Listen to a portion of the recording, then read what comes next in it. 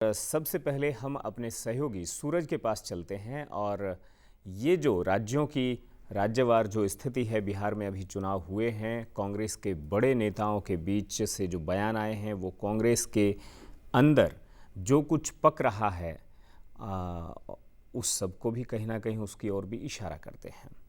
जी सूरज। बिल्कुल।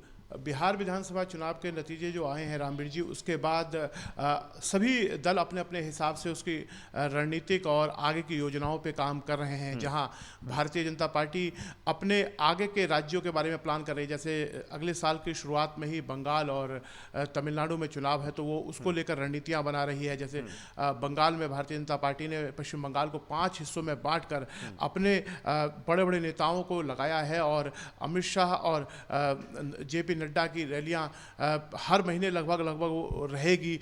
इस तरह की योजनाओं को लेकर वो आगे बढ़ रहे हैं।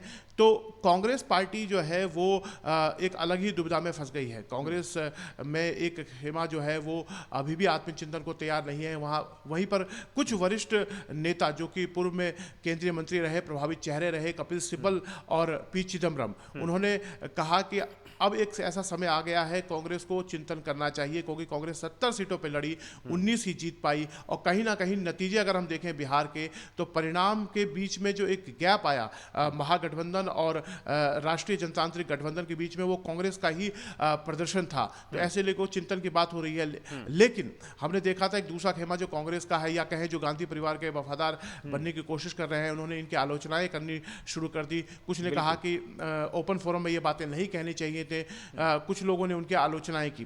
तो ये गौरतलब है रामवीर जी की शायद अब देखें कि कांग्रेस उससे इन बिहार में जो उसका प्रदर्शन हुआ है उससे वो सबक लेती है या नहीं लेती है, क्योंकि तमिलनाडु में अब जो प्रमुख उनके साझीदार है डीएमके, वो 10 साल से सत्ता से बेदखल है। एआईडीएमके में अब जयललिता नहीं है, उसके बाद वो मुकाबला कर रहे हैं। लोकसभा में उनका प्रदर्शन अच्छा रहा था। अब ऐसे में कांग्रेस चूंकि सूरज, अखबारों में आज खबर है कि बिहार के बाद बंगाल का किला फतेह करने के लिए खुद गृह मंत्री अमित शाह और बीजेपी अध्यक्ष जेपी नड्डा हर महीने बंगाल का दौरा करेंगे।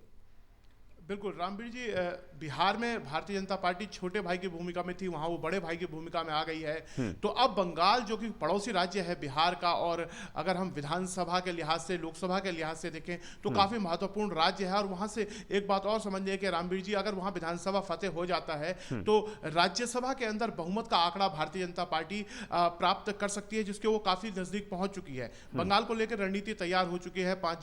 5 हिस्से में बंगाल को बांटा गया है। अगर हम लोकसभा 2019 के प्रदर्शन को देखें तो भारतीय जनता पार्टी ने उत्तर बंगाल, मध्य बंगाल का जो मुस्लिम इलाका है उसमें भी दिनाजपुर के रायगंज और उत्तर मालदा में बालूरघाट, इन सब में सीट हासिल की। उसके बाद हमने देखा तो उत्तर पश्चिम बंगाल में झारग्राम और जंगल महल का जो इलाका है वहां अच्छा प्रदर्शन किया था। अभी हमने देखा गृह मंत्री जब बंगाल गए थे तो झारग्राम और आदिवासी इलाकों में गए थे, उनके साथ भोजन किया था। चूंकि वहां पे राजनीतिक हत्याएं भी हो रही हैं, अभी भी खबर निकल के आई कि आज ही में पश्चिम बंगाल में भारतीय जनता पार्टी के कार्यकर्ता की एक राजनीतिक हत्या की खबर आई है। तो इस तरह की रणनीति बनाई जा रही है। 294 सीटों में से रामवीर जी, अगर हम 2019 के लोकसभा चुनाव को देखें, भारतीय जनता पार्टी ने 18 लोकसभा सीट जीती थी और 128 सीटों पर उसे लीड मिली थी 294 विधानसभा में, और टीएमसी मात्र 156 पे रह गई थी। गौरतलब बात है यहाँ पे 66 विधानसभा भारतीय जनता पार्टी जहां लीड में 4000 से कम लीड में रह गई थी। मतलब अगर वो सही प्रदर्शन करे तो 180-90 के लिहाज से इस बीच तमिलनाडु की भी तैयारी है। बिल्कुल, चूंकि अब तमिलनाडु में हमने देखा कि 2 बड़े जो पुरोधा थे, जिनके इर्द गिर्द कुछ दशकों से राजनीति घूमती थी, जिसमें करुणानिधि थे और जयललिता थी, उन दोनों का अब चूंकि देहांत हो चुका है और एक वहां खालीपन आया है। एक नई लीडरशिप वहां एमके स्टालिन है, डीएमके में, वही एआईडीएमके में अभी जो नेतृत्व है उसको लेकर एक पशुपेश है। तो भारतीय जनता पार्टी उस खाली जगह को भरना चाहती है। उसमें हमने देखा था उनने पीएमके के साथ, डीएमडीके के साथ, जो विजयकांत वहां के मशहूर एक्टर के साथ गठबंधन किया था। अब भारतीय जनता पार्टी अपना प्रचार जो है प्रसार वहां करना चाहती है। एक वैल यात्रा करके उन्होंने भी प्रस्तावित की थी ताकि उसकी भूमिका जो है तमिलनाडु में बढ़े। और एक बड़ी खबर जो अभी तमिलनाडु से आ रही है कि एमके स्टालिन के जो बड़े भाई हैं येलागिरी, जो कि केंद्र में मनमोहन सिंह सरकार में मंत्री भी रहे थे और तमिलनाडु के मदुरई क्षेत्र में उनका अच्छा खासा प्रभाव है, वो नाराज चल रहे थे। उनको डीएमके से निकाल दिया गया है।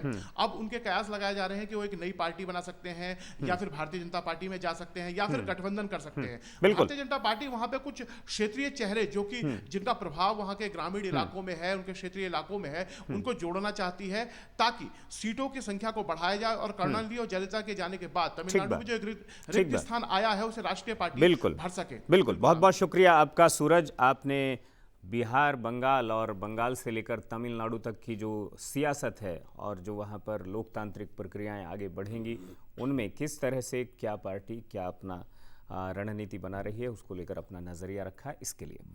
और